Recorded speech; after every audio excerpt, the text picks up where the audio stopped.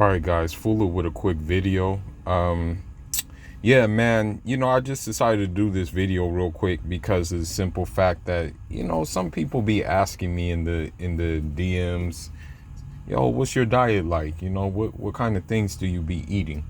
And this is just one of the examples of the things that I eat. My diet, of course, being that I'm West African, being that I'm Senegambian, my diet is heavily based on the foods from where I come from. And this is one of the foods. It's called couscous, okay? But there's different types of couscous. There's the couscous that you use with like sauce, like you put some meat on it, you put some fish on it, things like that. That's like either it's like salmonella couscous or it's millet couscous, right? That one's more for dinner. This one is a breakfast couscous, and you can find this, we eat this in Guinea-Bissau, we eat this in Cabo Verde. And what it is in essence is corn flour.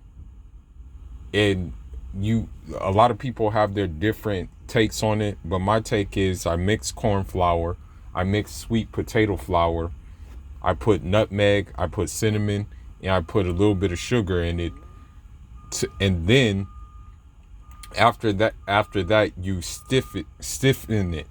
And the way you stiffen it is you just sprinkle a little bit of water, and then you just mix it up, keep on mixing it up, and then it gets to a point where it's going to stay together. You know what I mean? Because if the flour wasn't mixed together so well, the thing is, it wouldn't stay like this, right? It wouldn't stay in one piece, right? It would just be flour. But what you do is, because I cut it up, that's the reason why it looks like this. When you don't cut the couscous up, it looks like a cake almost. Being that I'm on the go a lot, you know what I mean? My diet is based on carbs, okay? Because I'm moving a lot. Boxing requires you to move a lot. The line of work, the trade I'm in, my business that I run requires me to move a lot, right? So that's why I do the carbs, because the carbs provide me with the energy I need to do what it is I need to do. So couscous is good. What I did do in addition to that is, because this is kind of like a cornbread type thing, I put some butter on it. Right, I melted the butter, I put the butter on it, and I also have this rose jelly. There's this rose water type jelly that I also put on it. Now, people may fault you for being like what I noticed. This is one thing I noticed. People will fault you for eating like meat. People will fault you for eating, let's just say, foods that have dairy or something like that. But do not let those people fault you. These quote unquote woke hotep people will swear up and down that Africans never ate meat until colonialism. Nothing is farther from the truth. We've always eaten meat. That was a staple of our diet. I mean, that's part of the reason why we raised some animals, was because we value the meat, and we also value the milk of the animal, right? So I eat these foods, and I eat not only West African foods, but I also eat East African foods, Eritrean foods, Somalian foods, Djiboutian foods. I eat those too because they're high on carbs and they're high on energy. And I also eat Caribbean food as well. Like, that's what my diets, I guess you can say that's what the core of my diet focuses on. That's the pivot of my diet, is carbs and protein. And carbs and protein, the way it's represented in West Africa, East Africa, and the Caribbean. Now, as far as fast food is concerned, I don't really do that much fast food because my stomach simply cannot take it. My stomach simply cannot digest. Like, My stomach can't take McDonald's. You know what I mean? My stomach cannot take Burger King. You know, it just leaves a weird taste in my mouth, and it also leaves like me without any energy. The only time I succumb to fast food, and I'm not gonna lie, I'm not gonna even front and sit here and cap, but you know, Wingstop. Okay, Wingstop and Chipotle for the most part.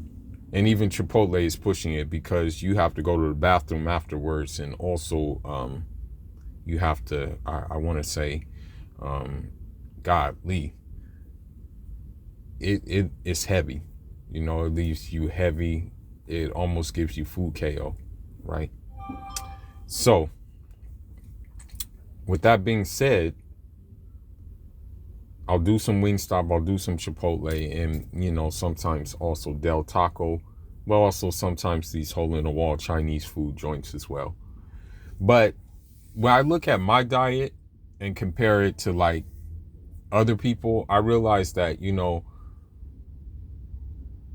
a lot has to do with the African metabolism, but the fact is what triggers the African metabolism is just different herbs that I incorporate in my drinks, and just different spices I put in my food as well. And so, you know, me, if you were to see me physically, you know, my physique, I'm very lithe, and people would probably not even believe that, like, you know, I eat the things that I eat, you know, but the things that I eat fuel me, you know, give me energy throughout the day. But anyhow, man, this is just a quick video to show you some of the things that I eat. Now, there's two different, and if you want cooking videos, let me know. You know what I mean? I'll make a cooking video. Now, I want to add something about this. There's two different ways to make it. The way I like to make it is I use a clay pot, and then what I do is I steam it. I put everything in the clay pot. I put butter around the clay pot, and then I steam it. The other way to do this is you use something called a Cuscus, and that way I don't really like, you know, because it doesn't taste as good. It doesn't taste as natural when you do it this way. But yeah, that's all I got, guys. You know, I'm on the go right now. I got to go take care of some business. But anyhow, leave your thoughts, leave your comments. Let me know what kind of diets you have. Again, you can eat meat. It's just that anything in excess is bad.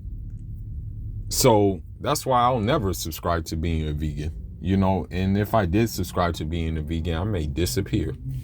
But anyhow, Fula signing out. Njadam.